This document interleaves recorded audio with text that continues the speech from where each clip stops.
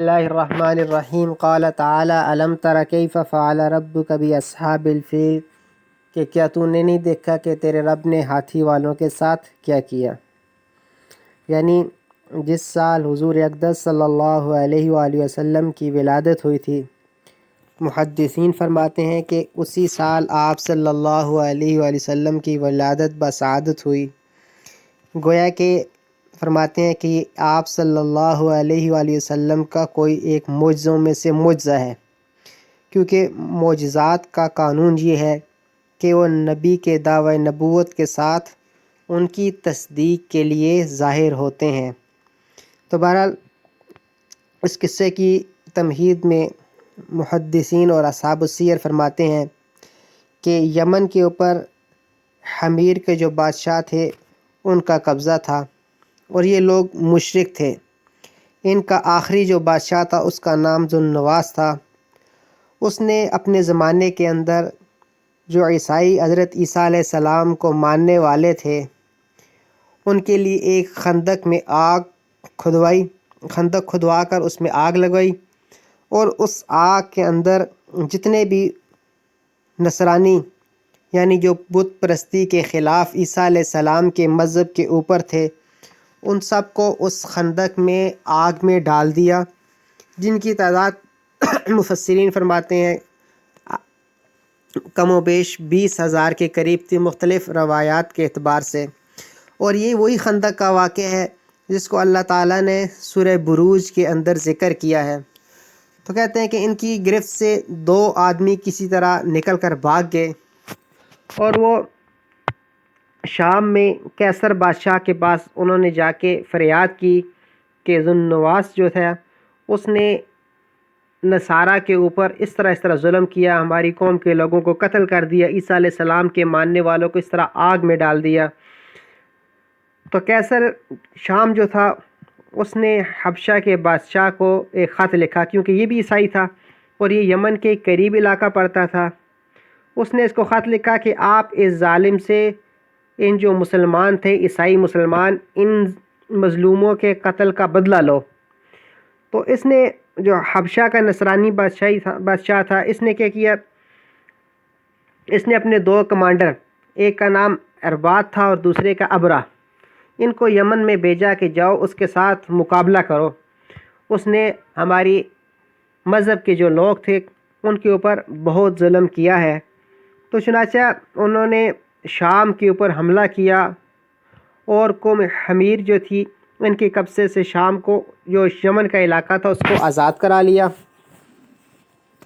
پھر اس کے بعد جو ذو النواس تھا وہ بھاگ گیا اور بھاگ کے دریا کے اندر غرق ہو کر مر گیا۔ اس طرح پھر اربات اور ابرہ ان کے ذریعے یمن کے اوپر عیسائیوں کا قبضہ ہو گیا۔ جب ان کا قبضہ ہو گیا تو پھر دونوں کمانڈر جو تھے اربات اور ابرہ ان کی آپس میں نہیں بن پائی، تو چنانچہ وہ دونوں ایک دوسرے کے مخالف ہو گئے اور ان دونوں کی آپس میں جنگ ہوئی، جس میں اربات قتل ہو گیا اور ابرہ غالب ہو گیا، اور یہی بادشاہ حبشہ کی طرف سے اب یہاں کا گورنر مقرر ہوا۔ اس نے یمن پر قبضہ کرنے کے بعد وہاں پہ اپنا ایک بہت بڑا کنیسہ بنایا، بہت ہی شاندار، کہتے ہیں اس نے ایسا کنیسہ بہترین کر کے بنایا، عبادت خانہ عیسائیوں کا، جس کی کہتے ہیں مثال دنیا کے اندر نہ ہو۔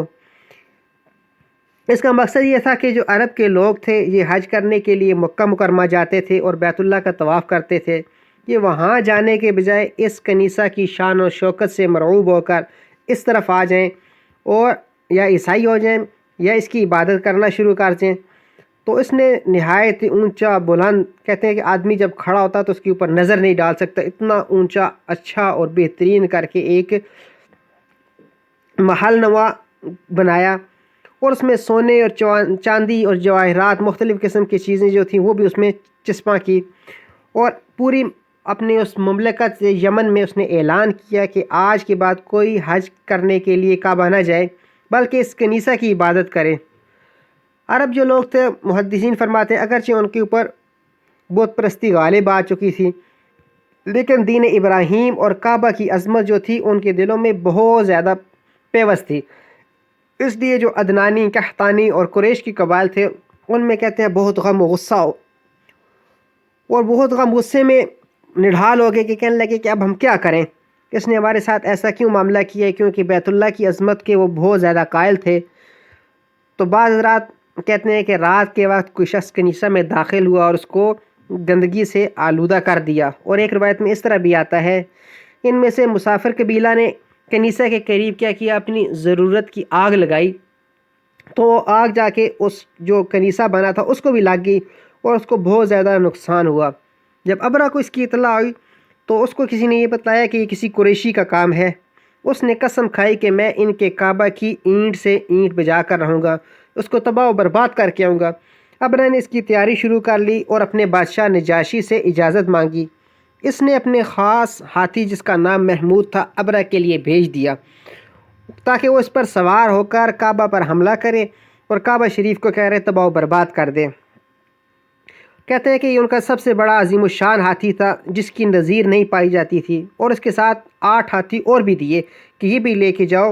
ہاتھیوں کی تعداد کہتے ہیں بھیجنے کا مطلب یہ تھا کہ ہاتھی اس کے لیے اس کے ساتھ بھیجے جائیں تاکہ ہاتھیوں بیت اللہ کے کعبہ ڈھانے کے اندر ان میں آسانی ہو۔ تجویز انہوں نے یہ دی کی کہ ان کو بیت اللہ کے جو ستون ہیں ان کو لوہے تھے ان کو مضبوطی سے زنجیریں ڈال کر ہاتھیوں کے ساتھ باندھ دیا جائے۔ تو ہاتھی کیا کریں گے، ہاتھی جب ان کو پھر ہنکایا جائے، دوڑایا، جب یہ دوڑیں گے تو کیا ہوگا، معاذ اللہ بیت اللہ جتنا بھی ہوگا وہ زمین کے اوپر آ کر گرے گا۔ کہتے ہیں جب عربوں کو اس حملے کی خبر پھیلی تو سارے عرب جو ہے وہ پریشان ہو گئے اور مقابلہ کے لیے تیار ہو گئے کہ ہم اس کی حفاظت کریں گے۔ تو یمن کے عربوں میں ایک شخص ذو النفر نامی تھا، اس نے عربوں کی قیادت اختیار کی اور عرب لوگ اس کے ارد گرد جمع ہونے شروع ہو گئے کہ ہم ابرہ کے ساتھ مقابلہ کریں گے، ابرہ کے خلاف جنگ کی، مگر اللہ تعالیٰ کو منظور یہ تھا کہ ان کو شکست ہو، اور ابرہ کو وہاں پہ کامیابی مل گئی اور ابرہ پھر وہاں سے کامیاب ہو کر آگے چل پڑا۔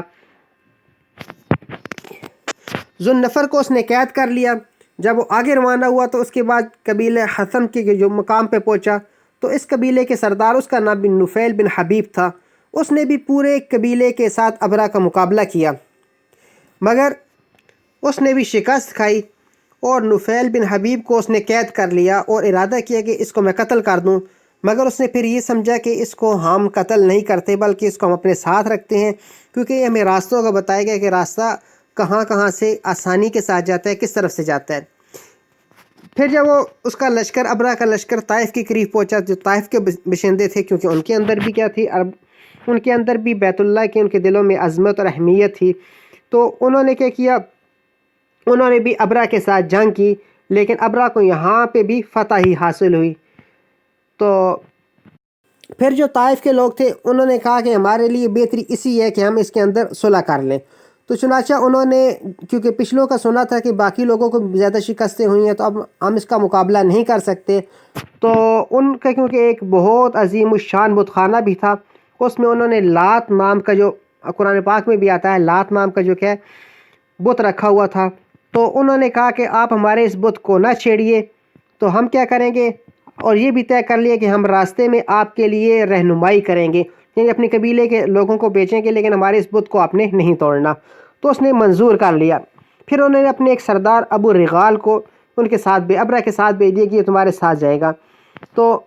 وہ ابرہ کے ساتھ ہو کر مکہ کے قریب ایک مقام مغمس وہاں پہ پہنچا۔ وہاں پہ اس نے دیکھا کہ قریش مکہ کے اونٹ چر رہے ہیں، تو ابرہ کے لشکر نے سب سے پہلے کیا، حملہ کر کے جتنے بھی اونٹ تھے ان ساروں کو اپنے قبضے میں لے لیا، اور یہ جو 200 تقریباً کہتے ہیں اونٹ تھے، یہ آپ صلی اللہ تبارک و تعالی علیہ وآلہ وسلم کے جد امجد عبد المطلب، جو کہ اس وقت کعبہ کے متولی بھی تھے اور کعبہ کے امیر بھی تھے، ان کو گرفتار کر لیا، اپنے پاس رکھ لیا، اور ابرہ نے یہاں پہنچ کر اپنا ایک سفیر حناطہ حمیری کو شہر مکہ میں بھیجا کہ جاؤ وہاں قریش کے سرداروں کے پاس جا کے اطلاع کرو کہ ہم تم سے جنگ کرنے کے لیے نہیں آئے، بلکہ ہمارا مقصد یہ ہے کہ ہم کعبہ کو ڈھانا چاہتے ہیں، اس کو گرانا چاہتے ہیں، اگر تم اس میں کوئی رکاوٹ نہ ڈالو، ہم سے لڑائی نہ کرو تو ہم تمہیں کوئی نقصان نہیں پہنچائیں گے۔ حناطہ جو تھا کہتے ہیں جب وہ مکہ مکرمہ میں داخل ہوا تو اس کو معلوم کیا کہ یہاں کا بڑا سردار کون ہے، تو لوگوں نے کہا کہ عبد المطلب ہیں جو سب سے بڑے سردار ہیں۔ چنانچہ حناطہ نے عبد المطلب سے گفتگو کی اور ابرہ کا پیغام پہنچایا۔ ابن اسحاق کی روایت کے مطابق وہ فرماتے ہیں کہ جو کام تم کرنے کے لیے آئے ہو اللہ تعالیٰ تمہیں اس میں کامیاب نہیں کرے گا، کیونکہ یہ اللہ تعالیٰ کے خلیل حضرت ابراہیم علیہ السلام کا بنایا ہوا گھر ہے، اور ہے یہ اللہ تعالیٰ کو، اور اللہ اس کی خود حفاظت کرے گا۔ تم اللہ کا گھر گرانا چاہتے ہو تو گویا اللہ تعالیٰ کے ساتھ تم جنگ کا اعلان کرنا چاہتے ہو، تو اللہ سے جنگ کا ارادہ ہے تو جو چاہے کرو، پھر دیکھو اللہ تعالیٰ تمہارے ساتھ کیا معاملہ کرتا ہے۔ تو اس نے کہا کہ آپ میرے ساتھ چلیں، میں آپ کو ابرہ سے ملاتا ہوں۔ ابرہ نے جب عبد المطلب کو دیکھا، کیونکہ شکل سے بڑے وجیح قسم کے آدمی تھے، بہت اچھی شان والے تھے، تو تخت سے نیچے اتر کر بیٹھ گیا اور عبد المطلب کو اپنے برابر بٹھایا اور ترجمان سے کہا کہ عبد المطلب سے پوچھے کہ وہ کس غرض سے آئے ہیں۔ عبد المطلب نے کہا میری ضرورت تو صرف اتنی ہے کہ کیونکہ میرے اونٹ آپ لوگوں نے پکڑ لیے ہیں تو میرے اونٹ مجھ کو واپس کر دیں۔ تو اس نے کہا کہ جب میں نے آپ کو دیکھا تھا تو میرے دل میں آپ کی بڑی وقت آئی تھی کہ یہ تو بڑے عظیم قسم کے انسان ہیں، بہت اچھے انسان ہیں، لیکن جب آپ نے اونٹوں کی اب بات کی ہے تو آپ کی وقت میرے دل سے بالکل بھی نکل چکی ہے، تو آپ صرف مجھ سے اپنے اونٹ لینے کے لیے ہیں، آپ کو یہ معلوم نہیں کہ آپ کا جو کعبہ ہے، جو آپ کا دین ہے، میں اس کو جس کے متعلق آپ کا عقیدہ ہے کہ یہ اللہ تعالیٰ کا گھر ہے، میں اس کو گرانے کے لیے آ گیا ہوں۔ تو عبد المطلب نے جواب دیا کہ دیکھو اونٹوں کا مالک تو میں ہوں، مجھے ان کی فکر ہوئی، اور جو کعبہ ہے بیت اللہ یہ اللہ تعالیٰ کا گھر ہے اور اس کا مالک ایک عظیم ہستی یعنی اللہ تعالیٰ کی ذات ہے۔ تو لیکن ابرہ نے ساری باتوں کو چھوڑ کے غرور اور تکبر کے نشے میں کہا کہ دیکھو آج تمہارا خدا بھی نا اس کو میرے ہاتھ سے نہ بچا سکے گا۔ عبد المطلب نے کہا پھر تمہیں اختیار ہے جو چاہے کرو، اور بعض روایات میں اس طرح آتا ہے کہ عبد المطلب کے ساتھ قریش کے چند سردار بھی گئے تھے۔ انہوں نے ابرہ کو یہ پیشکش کی کہ تم اس طرح کرو کہ آپ بیت اللہ کے گھر کے اوپر قبضہ نہ کرو، اس کو مت گراؤ اور یہاں سے واپس چل جاؤ، ہم پورے تہامہ کی 1/3 پیداوار آپ کو خراج دیں گے۔ تو لیکن اس نے کیا کیا، اس نے پھر بھی انکار کر دیا، کیونکہ وہ تکبر کے اندر تھا اور اس کو اپنا غم و غصہ بھی تھا کہ میرے بنائے ہوئے کنیسہ کے اندر ایسا کیوں ہوا۔ عبد المطلب کے اونٹ ابرہ نے واپس کر دیے، وہ اونٹ لے کر اپنے واپس چلے گئے اور بیت اللہ کے دروازے کا حلقہ پکڑ کر دعا میں مشغول ہوئے، اور کہتے ہیں قریش کی ایک بڑی جماعت بھی ان کے ساتھ تھی، سب نے اللہ تعالیٰ سے دعائیں کی کہ ابرہ کے عظیم لشکر کا مقابلہ کرنے کے اندر اللہ ہماری کوئی ہمت نہیں ہے، بس تو اپنے غیب سے ہی کیا کر اپنے گھر کی حفاظت کا انتظام کر دے۔ کہتے ہیں انہوں نے نہایت ہی گریہ زاری کے ساتھ اللہ کے حضور میں دعا کی اور اللہ تعالیٰ کے سامنے اپنی عاجزی اور بے بسی کو بیان کیا اور اپنی کمزوری کو بیان کیا۔ ان کے دل میں یقین ضرور تھا کہ اللہ تعالیٰ کی ذات کچھ نہ کچھ ضرور کرے گی، کیونکہ اللہ تعالیٰ کے گھر کو گرانے کے لیے آئے ہیں تو اللہ تعالیٰ کی ذات ان کی جو عزائم ہیں ان کو خاک میں ملا دے گی۔ تو صبح ہوئی تو ابرہ نے بیت اللہ پر چڑھائی کی تیاری کی اور اپنے ساتھ جو ہاتھی محمود نام کا لایا تھا اس کو آگے چلنے کے لیے تیار کیا۔ نفیل بن حبیب جس کو اس نے راستہ سے گرفتار کیا تھا تو وہ آگے بڑھے اور اس نے ہاتھی کے کان کو پکڑ کے کوئی بات کہی۔ بات فرماتے ہیں یہ کہی کہ تو جہاں سے آیا ہے وہیں صحیح سالم لوٹ جا، کیونکہ یہ اللہ تعالیٰ کے گھر کو تو گرانے کے لیے آ گیا ہے۔ کہتے ہیں جب ہاتھی نے یہ بات سنی تو وہ ہاتھی وہیں پہ بیٹھ گیا۔ ہاتھی بانوں نے اس کو اٹھانا چاہ کے اٹھے لیکن وہ اپنی جگہ سے نہ ہلا۔ کہتے ہیں اس کو بڑے بڑے آئینی تیر تھے جو ان سے مارا گیا مگر وہ ہلتا ہی نہیں تھا۔ پھر انہوں نے اس طرح کیا کہ اس کے ناک کے اندر لوہے کا ایک کڑا ڈالا، اس سے پکڑ کے کھینچے تاکہ اس کی درد کی تکلیف کی وجہ سے کھڑا ہو، لیکن وہ کھڑا ہی نہیں ہوتا، وہ وہاں پہ بیٹھا پکا بیٹھ گیا۔ کہتے ہیں جب اس وقت اس لوگوں نے ان کو اٹھا کر یمن کی طرف اس کا منہ کیا تو وہ کھڑا ہو جاتا، پھر شام کی طرف اس کو چلانا کرتے وہ کھڑا ہو جاتا، پھر مشرق کی طرف منہ کرتے تو کھڑا ہو جاتا، لیکن جب قبلہ کی طرف اس کو چلاتے تو وہ بالکل چلنے کو تیار ہی نہ ہوتا۔ تو وہیں پہ بیٹھے ہوئے تو کہتے ہیں اللہ تعالیٰ کی شان دیکھیں کہ وہاں سے اللہ تعالیٰ کی قدرت کا اس طرح ظہور ہوا کہ دریا کی طرف سے کچھ پرندوں کی قطاریں آئیں، جن میں سے ہر جو پرندہ تھا اس نے 3 کنکریاں، کہتے ہیں چنے یا مسور کے برابر، مسور کی جو دال ہوتی ہے اس کے برابر 2، ایک ان کی چونچ میں تھی اور 2 ان کے پنجوں میں تھی۔ امام واقدی رحمۃ اللہ علیہ کی روایت میں آتے ہیں جو پرندے تھے وہ عجیب طرح کے پرندے تھے جو اس سے پہلے کبھی نہیں دیکھے گئے، یعنی کہتے ہیں جسام کبوتر سے چھوٹے تھے اور ان کے پنجے سرخ تھے، ہر پنجے میں ایک چونچ میں کنکری تھی اور پنجے میں ایک ایک کنکری پکڑی ہوئی تھی۔ تو کہتے ہیں فوراً ہی وہ ابرہ کے لشکر کے اوپر چھا گئے اور انہوں نے کیا کیا، انہوں نے ان کے اوپر وہاں سے پتھر گرائے۔ جب وہ کنکر گرائے تو کہتے ہیں وہ ایسے کام کر کے جس شخص کے اوپر گرتے تو کیا ہوتے اس کے جسم میں چھید یعنی سوراخ کرتے گزر جاتے۔ تو جب انہوں نے یہ دیکھا تو لوگ بھاگ پڑے، تو سارا لشکر ادھر ادھر بھاگ پڑا۔ کہتے ہیں صرف ایک ہاتھی جو تھا وہ وہاں پہ مرا، باقی جو جتنے بھی لوگ تھے وہ بھاگی جا رہے تھے اور مرتے جا رہے تھے نا، تو کوئی راستے میں گر کے مر رہا ہے، کوئی کس جگہ مر گیا ہے۔ تو ابرہ کے متعلق لکھتے ہیں کیونکہ اللہ تعالیٰ نے اس کو سخت سزا دینی تھی، لہٰذا اس کو فوراً یہ مرا نہیں ہے، بلکہ اس کے جب لے کے گئے تو اس کا یہ حال ہونا شروع ہو گیا کہ اس کا جو جسم تھا وہ گل گل کے گرنا شروع ہو گیا، ساتھ سے نا جسم کے اعضاء جو تھے ایک عضو جو تھا گرنا شروع ہو گیا۔ اور کہتے ہیں اس کو پھر واپس یمن میں لے کے گئے، دارالحکومت صنعا پہنچ کر اس کا کہتے ہیں سارا بدن ٹکڑے ٹکڑے ہو گیا، پھر وہ مر گیا۔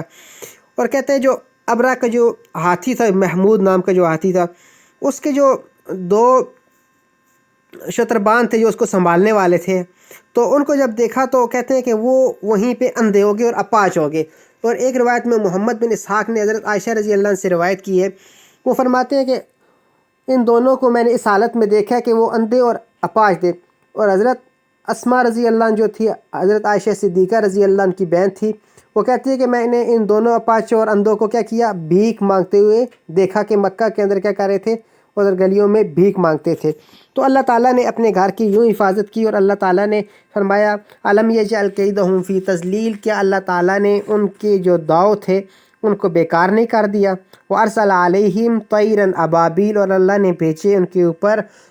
پرندے ٹکڑیاں ٹکڑیاں، ترمیہم بحجارۃ من سجیل، جو ان کے اوپر پتھر پھینکتے تھے کنکر کے، فجعلہم کعصف مأکول، پھر ان کو ایسا کر دیا جیسے کھایا ہوا بس۔ تو اللہ تعالیٰ اپنے گھر کی خود حفاظت کی، لیکن اللہ تعالیٰ نے ہمارے لیے یہ قاعدہ فرمایا ان تنصروا اللہ ینصرکم ویثبت اقدامکم، کہ اگر اللہ تعالیٰ کے دین کے لیے تم حفاظت کرو گے، اس دین کے لیے نکلو گے، تو اللہ تعالیٰ تمہاری حفاظت کرے گا۔ تو اللہ تعالیٰ سے دعا ہے کہ ہم دین کے اوپر خود بھی امر پیرا ہوں اور اللہ تعالیٰ کے دین کو دنیا تک پہنچائیں۔ وآخر دعوانا ان الحمد للہ رب العالمین۔